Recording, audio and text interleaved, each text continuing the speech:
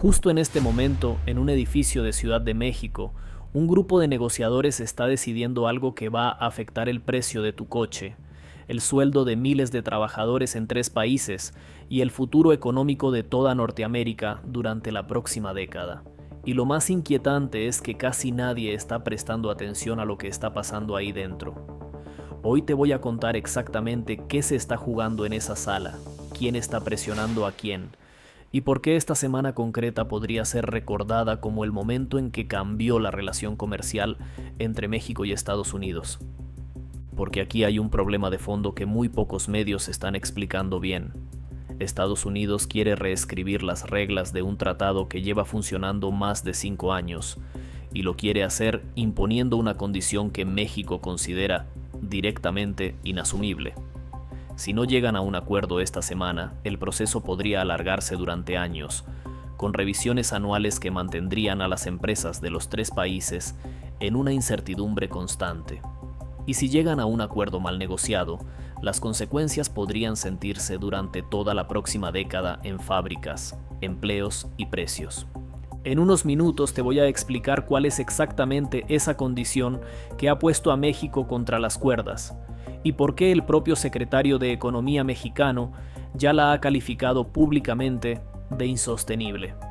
Pero antes, vamos a situarnos, porque para entender lo que se juega esta semana, hay que entender cómo hemos llegado hasta aquí. Este martes ha arrancado en Ciudad de México la tercera ronda de negociaciones bilaterales entre México y Estados Unidos, dentro del proceso de revisión conjunta del TMEC, el tratado que sostiene el comercio entre los 2 países junto con Canadá. La cita se prolongará durante 3 días y reúne a 2 figuras clave. Por parte de Estados Unidos, el representante comercial Jamieson Greer, y por parte de México, el secretario de Economía, Marcelo Ebrard. Greer se reunirá además con la propia presidenta de México, Claudia Sheinbaum, en el Palacio Nacional, lo que da una idea del peso político que se le está dando a estas conversaciones. No es la primera vez que se sientan a hablar. Hubo una primera ronda hace unos meses y una segunda celebrada en Washington a mediados de junio. Pero esta tercera ronda es diferente, y aquí es donde empieza a ponerse interesante.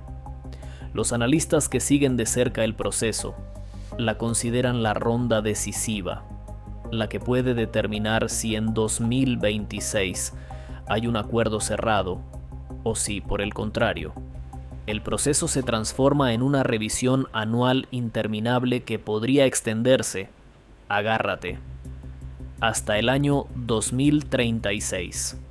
Y todavía no te he contado la parte que de verdad está generando fricción entre ambos gobiernos. Y aquí es donde quiero que te quedes, porque lo que viene a continuación es la pieza que explica todo lo demás.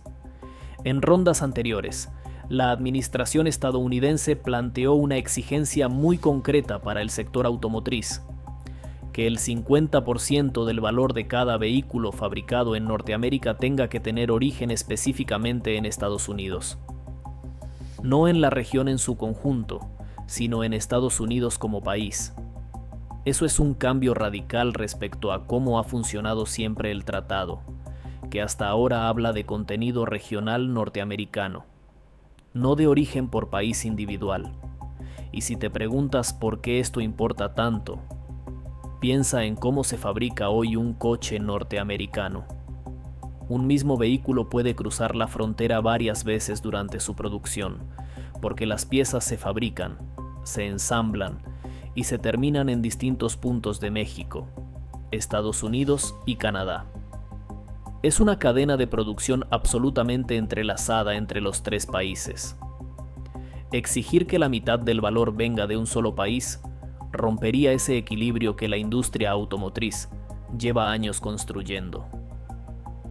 Y si todavía no le has dado a suscribirte, este es justo el momento perfecto para hacerlo, porque en unos minutos te voy a contar qué está haciendo México para intentar frenar esta exigencia y qué cartas tiene realmente sobre la mesa para negociar en igualdad de condiciones.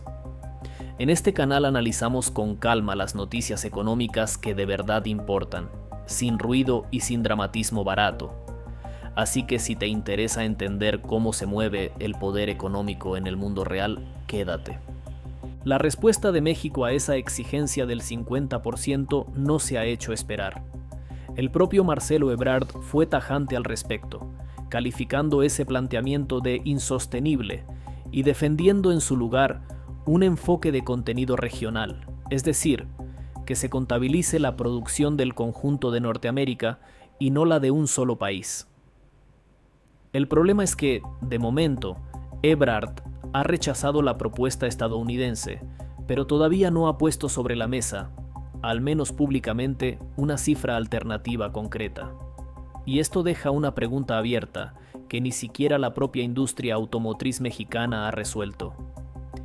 Nadie ha publicado todavía una estimación de cuánto volumen de exportación quedaría fuera de las condiciones preferenciales si finalmente se impusiera un esquema parecido al que propone Washington. Pero eso no es todo lo que está en juego esta semana, porque la agenda de esta tercera ronda va mucho más allá del sector automotriz. Sobre la mesa están también el comercio de acero, aluminio y sus derivados, la agricultura, la seguridad económica, las condiciones laborales y los servicios de pago electrónico. Es decir, prácticamente todos los sectores productivos que sostienen la relación comercial entre los dos países están siendo revisados al mismo tiempo. Y aquí hay un detalle que muchos pasan por alto. Canadá, el tercer socio del tratado, no está sentado en esta mesa. Estas conversaciones son estrictamente bilaterales entre México y Estados Unidos, lo que significa que Canadá tendrá que decidir más adelante si acepta o no un texto que ni siquiera ha ayudado a redactar. Esa es una posición incómoda para cualquier país, y es un factor que puede complicar todavía más el cierre final del acuerdo. Ahora bien, México no llega a esta ronda con las manos vacías, y esto es importante entenderlo, porque cambia completamente la forma de leer la negociación. Antes de que arrancaran estas conversaciones, la propia oficina del representante comercial de Estados Unidos reconoció que México ya había tomado una serie de medidas concretas para atender varias de las preocupaciones estadounidenses. En materia de seguridad económica, México alineó sus controles de exportación con los de Estados Unidos mediante una nueva regulación sobre artículos de doble uso, publicada precisamente este mes de julio. En materia aduanera, México actualizó en mayo su sistema de ventanilla única para agilizar las operaciones comerciales transfronterizas y lanzó este mismo mes un nuevo programa de agencias de corredores aduaneros en los puertos del país. También se han dado pasos en temas ambientales, con acciones para frenar la exportación de aguacates cultivados en tierras deforestadas ilegalmente y para controlar mejor el vertido de aguas residuales industriales que terminan afectando al suroeste de Estados Unidos. E incluso en telecomunicaciones, México simplificó los requisitos de prueba para facilitar la entrada de equipos estadounidenses al país. Todo esto no es casualidad. Es una estrategia deliberada de México para llegar a esta ronda mostrando buena fe y avances tangibles, reforzando así su posición negociadora en el tema que de verdad le preocupa, el automotriz. Y hay otro argumento de peso que México lleva usando desde hace meses, y que Ebrard repitió justo antes de esta ronda ante el Consejo Coordinador Empresarial. México opera con arancel cero en aproximadamente el 85% de sus importaciones hacia Estados Unidos, una posición preferente que ningún otro país del mundo tiene y que ha permitido a México consolidarse como el mayor exportador hacia el mercado estadounidense. Es, en otras palabras, el argumento de que romper ese equilibrio no le conviene a nadie, ni siquiera a Estados Unidos. Pero todavía no te he contado el movimiento más revelador de todos, el que demuestra que la industria ya se está preparando para lo que pueda pasar en esta mesa de negociación, decida lo que decida. General Motors ha anunciado que empezará a ensamblar los modelos Chevrolet Aveo y Groove en su planta de Ramos Arizpe, en Coahuila, a partir de 2027. Es una inversión de $1,000 millones, con el objetivo de producir cerca de 80,000 unidades anuales para el año 2030, sustituyendo importaciones que hasta ahora venían de China. A simple vista parece solo una noticia industrial más. Pero si la lees en el contexto de esta negociación, cobra otro sentido completamente distinto. Es, muy probablemente, un movimiento preventivo de la industria automotriz ante la posibilidad de que las reglas de origen cambien de verdad. Las empresas no esperan a que termine la negociación para reaccionar. Ya se están reposicionando, ya están tomando decisiones de inversión pensando en un escenario donde el contenido norteamericano, y quizá el estadounidense específicamente, pese más que nunca a la hora de decidir qué se fabrica y dónde. Así que, si unimos todas las piezas, esto es lo que tenemos sobre la mesa esta misma semana en Ciudad de México.